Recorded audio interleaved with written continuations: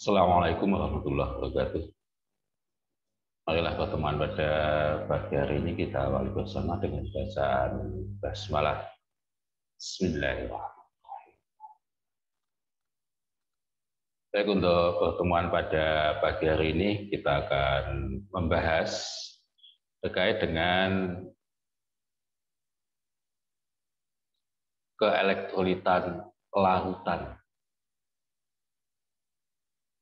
Jadi nanti kita akan membahas bagaimana sifat dari suatu larutan. Apakah larutan itu nanti mampu untuk menghantarkan arus listrik atau tidak. Langsung saja, jadi untuk pembahasan ini, jadi materi ini merupakan materi dari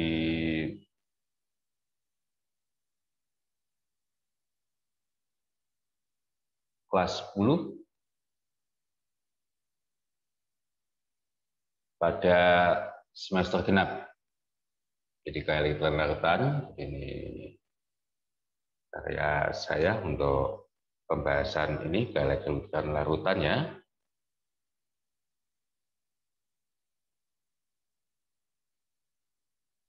Diharapkan nanti Anda setelah mempelajari keelektrolitan larutan ini, Anda nanti mampu untuk menganalisis sifat dari suatu larutan berdasarkan daya hantar listriknya.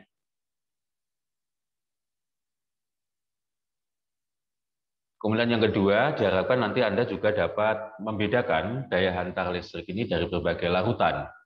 Untuk itu nanti diharapkan di akhir pembelajaran ini Anda akan saya berikan tugas merancang dan melaksanakan suatu percobaan terkait dengan keelektrolitan larutan. Baik, karena tadi kita akan membahas larutan, saya awali dengan istilah larutan ya. Sebetulnya ini pernah Anda bahas di SMP pada materi pengelompokan materi. Jadi salah satunya adalah campuran, di mana campuran itu jika campuran homogen nanti dinamakan dengan istilah larutan. Campuran homogen itu perbandingan antara zat-zat yang bercampur di setiap bagian di mana-mana itu sama. Di dalam hal ini antara zat terlarut dan zat pelarut dimanapun kita mengambil bagian itu akan sama. Jadi contohnya kalau kita memiliki larutan gula, kita memiliki sirup, misalnya kita mengambil setetes dari sirup tersebut pada bagian bawah, bagian tengah maupun bagian atas, itu rasanya itu sama. Artinya perbandingan antara gula yang terlarut dengan air pelarutnya itu perbandingannya sama. Nah, siapa yang sebagai pelarut dan terlarut? Yang terlarut itu yang jumlahnya lebih sedikit, pelarut jumlahnya yang lebih banyak. Ini mengenai istilah larutan.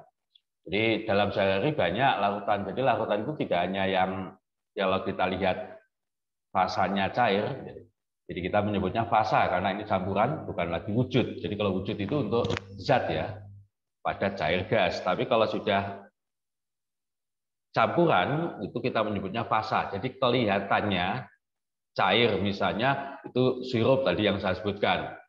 Ini yang saya gambarkan di sini misalnya air kelapa. Air kelapa itu di dalamnya banyak sekali zat-zat terlarut. Jadi air di dalamnya banyak zat terlarut. Kemudian yang padatan ini emas, kemudian udara gitu. Yang kedua, kita coba melihat beberapa fenomena ataupun beberapa peristiwa kejadian yang kita jumpai sehari-hari. Misalnya aja orang yang mencari ikan di sungai dengan aki ataupun dengan cara nyetrum. Nah, ini salah satu pemanfaatan dari keelektrolitan larutan tadi.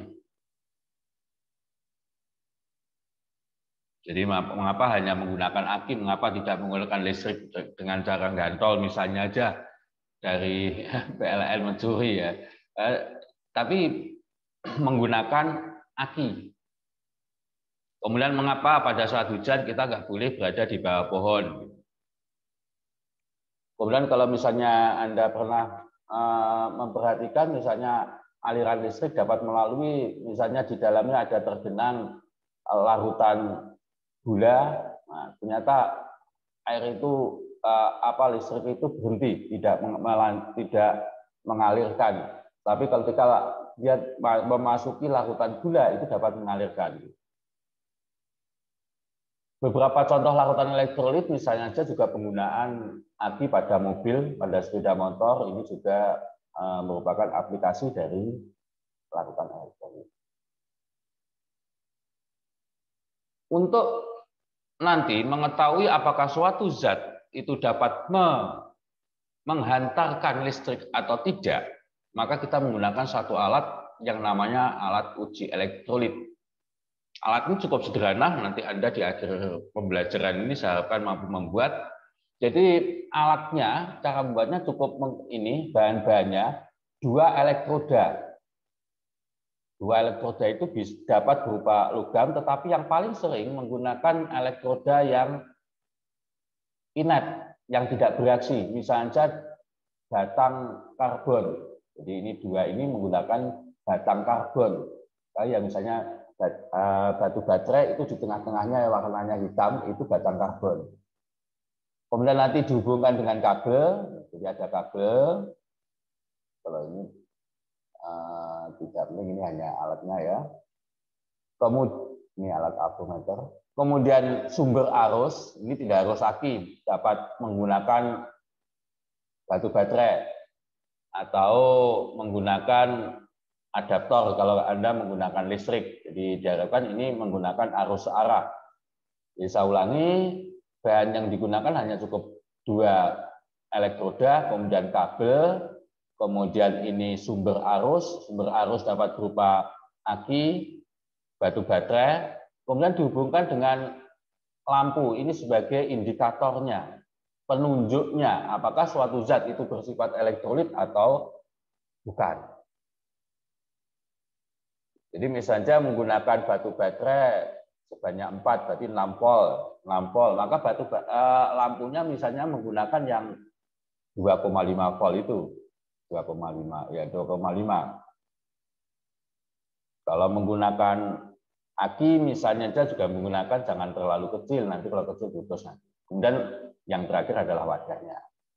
Gambarnya dapat macam-macam. Jadi ini tadi saya sebutkan, yang penting adalah ini adalah wadahnya, yang dimana nanti ada zat yang akan diuji, kemudian ini 2 elektroda, kabel, baterai, dan lampu. Bagaimana nanti kalau misalnya kita menghantarkan itu, maka secara umum larutan itu ada 2, yaitu yang dapat menghantarkan arus listrik yang dinamakan dengan larutan elektrolit, dan yang kedua adalah larutan yang tidak dapat menghantarkan arus listrik atau non-elektrolit. Yang termasuk elektrolit nanti adalah asam, basa, dan garam. Nanti setelah ini saya sampaikan contoh-contohnya. Sedangkan yang non-elektrolit, misalnya etanol atau alkohol, larutan gula atau sirup, urea, larutan urea. Jadi kalau memiliki pupuk urea dilarutkan itu non elektrolit. Tapi kalau pupuk kalium elektrolit loh ya. Elektrolit, tapi karena itu adalah suatu jenis garam.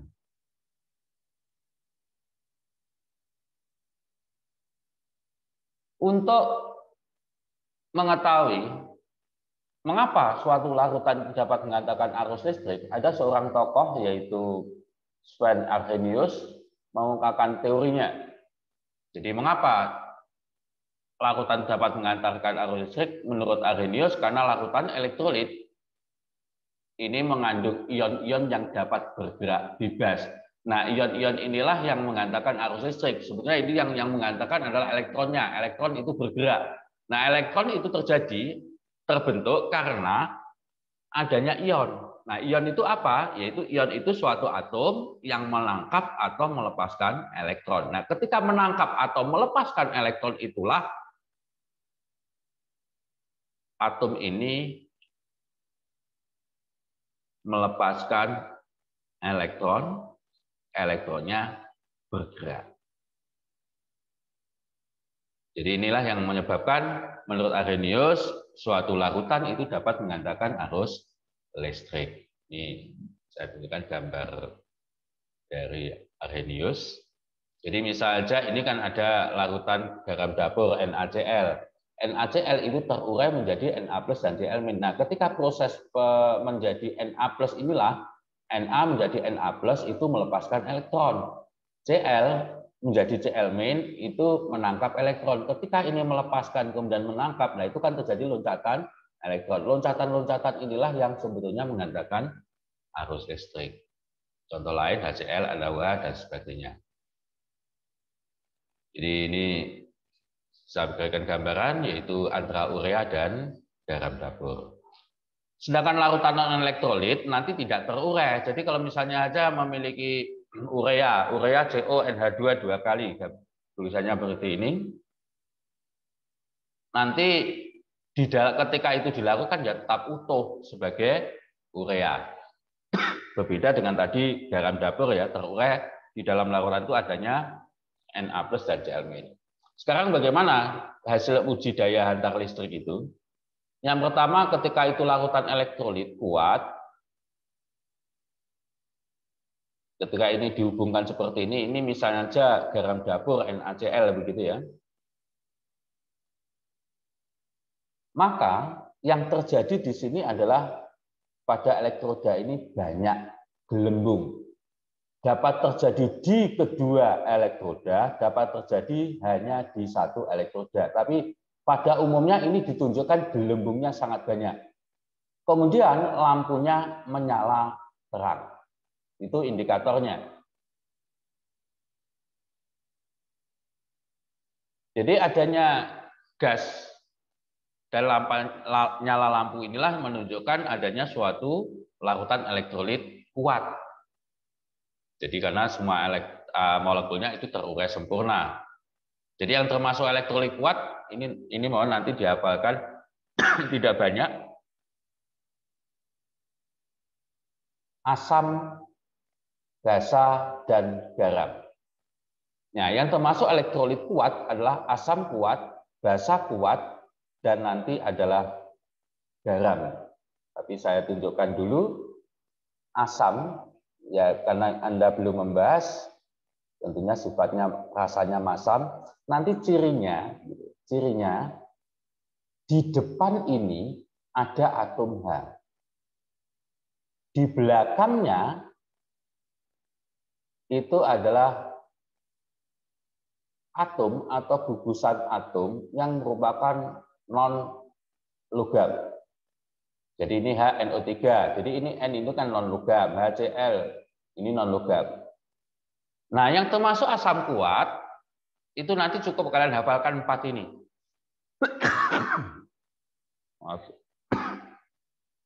HNO3, HCl, H2SO4, dan HClO4.